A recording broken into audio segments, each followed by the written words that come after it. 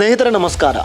ಕರ್ನಾಟಕದ ಕರಾವಳಿ ಭಾಗ ಕೇವಲ ಒಂದು ಭೌಗೋಳಿಕ ಪ್ರದೇಶವಲ್ಲ, ಅದು ಸಾಂಸ್ಕೃತಿಕ ಸೈದ್ಧಾಂತಿಕ ಸ್ವಾಭಿಮಾನದ ಜೀವಂತ ಭೂಮಿ. ದಶಕಗಳಿಂದಲೂ ಕರಾವಳಿ ಅಂದರೆ ಹಿಂದುತ್ವದ ಅಚಲ ಭದ್ರಕೋಟೆ ಎಂದೇ ದೇಶದಾದ್ಯಂತ ಗುರುತಿಸಿಕೊಂಡಿದೆ.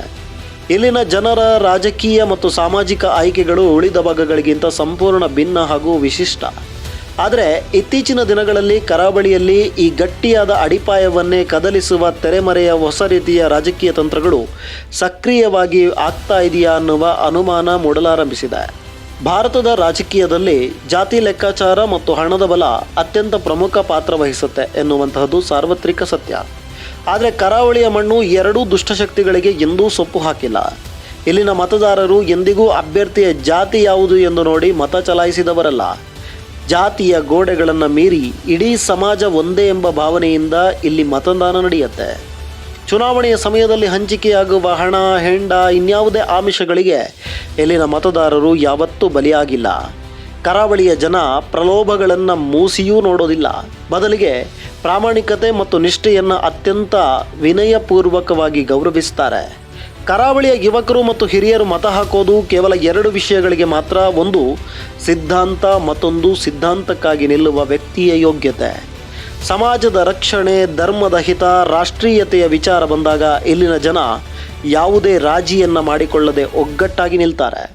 ಧೀಮಂತ ವ್ಯಕ್ತಿತ್ವ ಹೊಂದಿರುವ ಮತ್ತು ಸಿದ್ಧಾಂತಕ್ಕೆ ಬದ್ಧವಾಗಿರುವ ನಾಯಕ ಯಾರೇ ಆದರೂ, ಅವರು ಎಷ್ಟೇ ಸಾಮಾನ್ಯ ಹಿನ್ನೆಲೆಯಿಂದ ಬಂದಿದ್ದರೂ ಕರಾವಳಿಯ ಜನ ಅವರನ್ನು ತಲೆಯ ಮೇಲೆ ಹೊತ್ತು ಮೆರೆಸ್ತಾರೆ.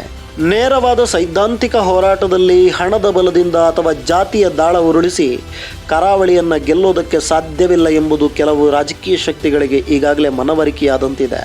ಹಾಗಾಗಿಯೇ ಇಷ್ಟೂ ದಿನ ಕೆಲಸ ಮಾಡದ ಒಡೆದು ಆಳುವ ತಂತ್ರವನ್ನು ಈಗ ಹೊಸ ರೂಪದಲ್ಲಿ ಪ್ರಯೋಗಿಸಲಾಗ್ತಿದೆ. ಸಂಘಟನಾತ್ಮಕವಾಗಿ ಉಂಟಾಗುವ ಸಣ್ಣ ಪುಟ್ಟ ಮುನಿಸುಗಳು, ಮಾಜಿ ಮುಖಂಡರ ಅಸಮಾಧಾನಗಳನ್ನು ಅಸ್ತ್ರವಾಗಿ ಬಳಸಿಕೊಳ್ಳಲಾಗ್ತಿದೆ. ಒಳಗಿನ ಬಿರುಕುಗಳನ್ನೇ ದೊಡ್ಡದು ಮಾಡಿ ಕಾರ್ಯಕರ್ತರಲ್ಲಿ ಗೊಂದಲ ಹುಟ್ಟಿಸುವ ಕೆಲಸಗಳು ನಡೀತಾ ಇದೆ. ಈ ಗೊಂದಲಗಳನ್ನು ಅಷ್ಟೇ ವೇಗವಾಗಿ ಪ್ರಚಾರ ಮಾಡುವ ಒಂದು ತಂಡವೂ ಕೆಲಸ ಮಾಡ್ತಿದೆ.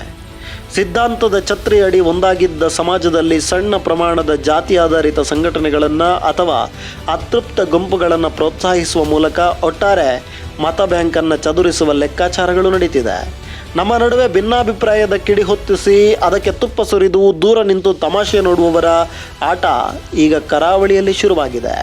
ಕರಾವಳಿಯ ವೈಚಾರಿಕ ಭದ್ರಕೋಟೆ ಇಷ್ಟು ವರ್ಷಗಳ ಕಾಲ ಸುರಕ್ಷಿತವಾಗಿರಲು ಕಾರಣ ಇಲ್ಲಿಯ ಜನರ ಜಾಗೃತಿ ಮತ್ತು ಅಚಲವಾದ ಒಗ್ಗಟ್ಟು. ಈ ಒಗ್ಗಟ್ಟು ಇಂದಿನ ರಾಜಕೀಯ ಚತುರರ ಕಣ್ಣನ್ನು ಕೆಂಪಾಗಿಸಿದೆ. ಕರಾವಳಿಗರ ಸಿದ್ಧಾಂತವೇ ಇಲ್ಲಿಯ ಜನರ ಶಕ್ತಿ.